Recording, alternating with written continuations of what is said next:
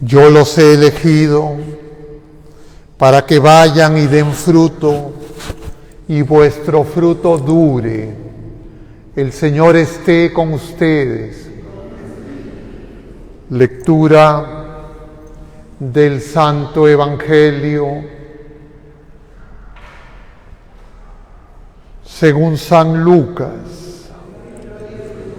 En aquel tiempo dijo Jesús una parábola. El motivo era que estaba cerca de Jerusalén y se pensaba que el reino de Dios iba a despuntar de un momento a otro.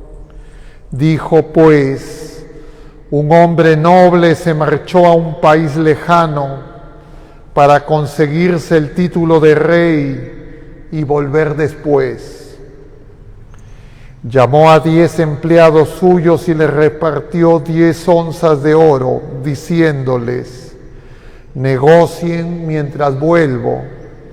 Sus conciudadanos que lo aborrecían enviaron tras él una embajada para informar: no queremos que él sea nuestro rey. Cuando volvió con el título real, mandó llamar a los empleados, a quienes había dado el dinero para enterarse de lo que habían ganado cada uno. El primero se presentó y dijo: Señor, tu onza ha producido 10. Él le contestó: muy bien, eres un empleado cumplidor. Como has sido fiel en una minucia, tendrás autoridad sobre 10 ciudades. El segundo llegó y dijo: tu onza, Señor, ha producido 5. A este le dijo también: pues toma tú el mando de 5 ciudades. El otro llegó y dijo: Señor, aquí está tu onza. La he tenido guardada en el pañuelo. Te tenía miedo, porque eres hombre exigente, que reclamas lo que no prestas y ciegas lo que no siembras. Él le contestó: por tu boca te condeno, empleado holgazán, con que sabías que soy exigente, que reclamo lo que no presto y ciego lo que no siembro. Pues ¿por qué no pusiste mi dinero en el banco? Al volver yo, lo habría cobrado con los intereses. Entonces dijo a los presentes: quítenle a este la onza y dénsenle al que tiene 10. Le replicaron: Señor, si ya tiene 10 onzas. Les digo, al que tiene se le dará, pero al que no tiene se le quitará hasta lo que tiene. Y a estos enemigos míos que no me querían por rey, tráiganlos acá y degüéllenlos en mi presencia. Dicho esto, echó a andar delante de ellos subiendo hacia Jerusalén. Palabra del Señor.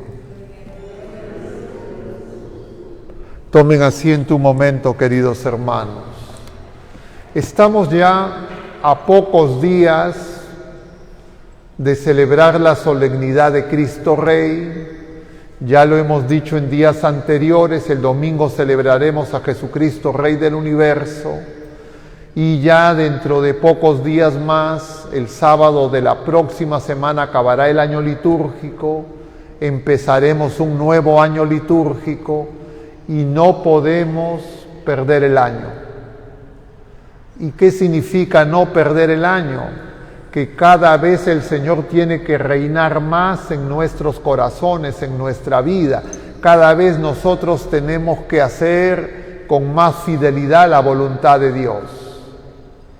Es decir, nosotros tenemos que retirar los obstáculos que impiden que hagamos la voluntad de Dios. ¿Y qué son esos obstáculos? Lo repetiré una vez más. Nuestra poca fe, nuestra poca esperanza y nuestra poca caridad. Tenemos fe, tenemos esperanza y tenemos caridad que hemos recibido en el bautismo. Esa fe, esa esperanza y esa caridad están representadas en esas onzas de oro.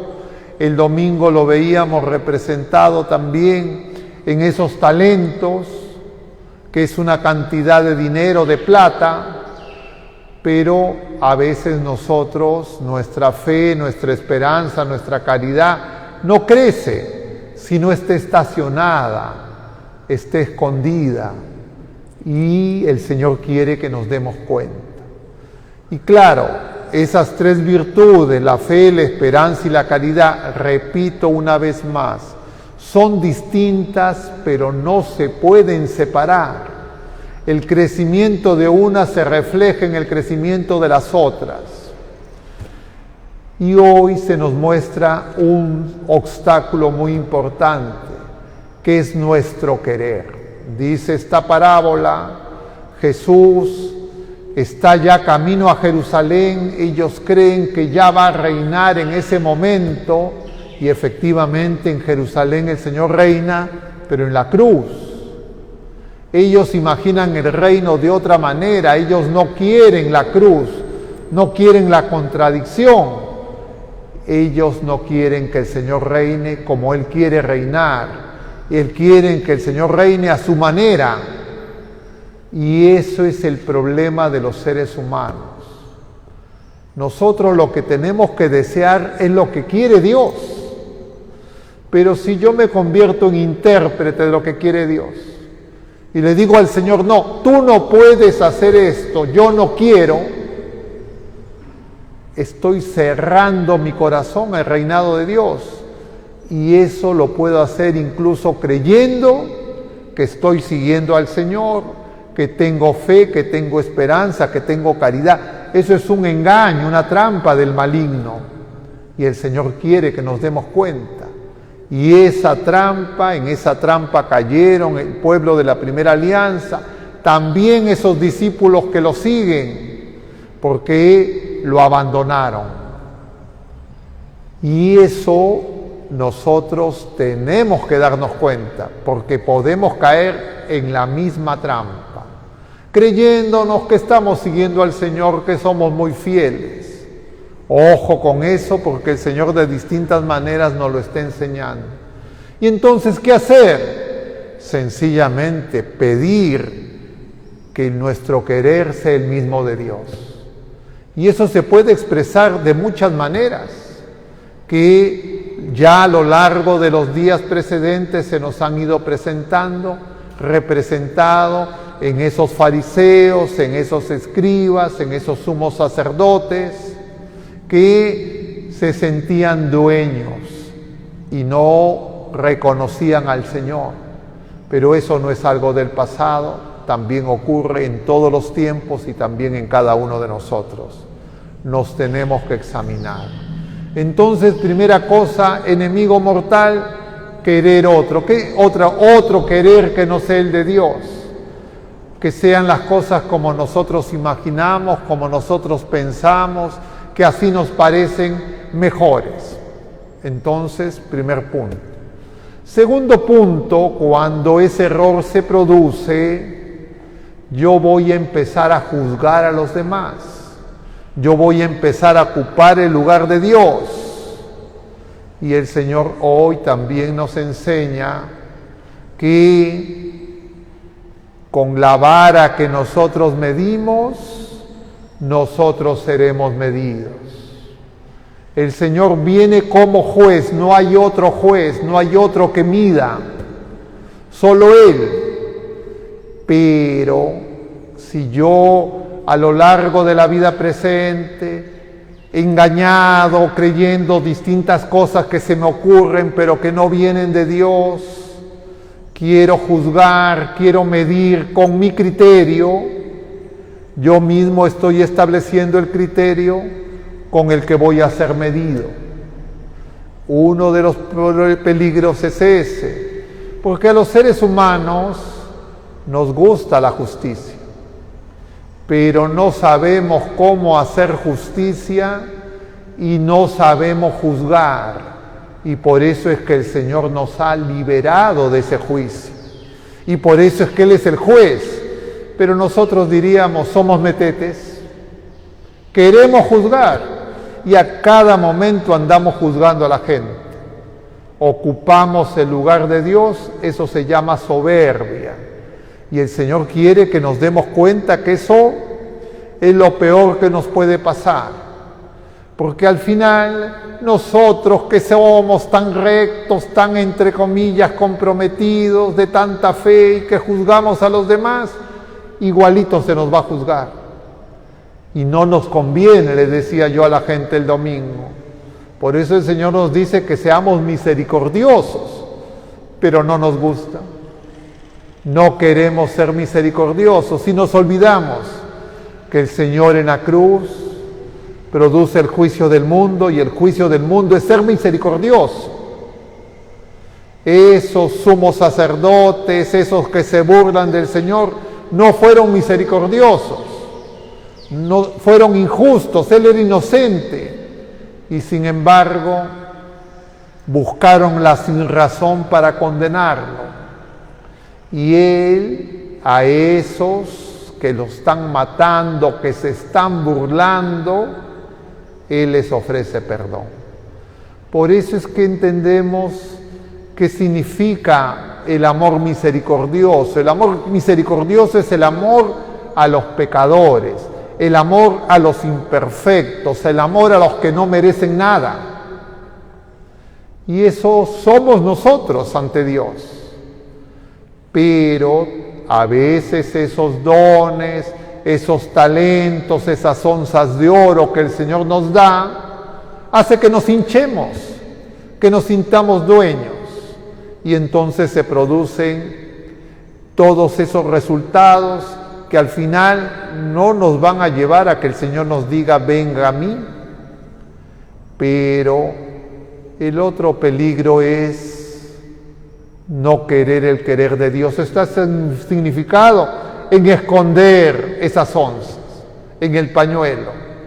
Porque nosotros que estamos llamados a amar como el Señor nos ama, no queremos amar como el Señor nos ama.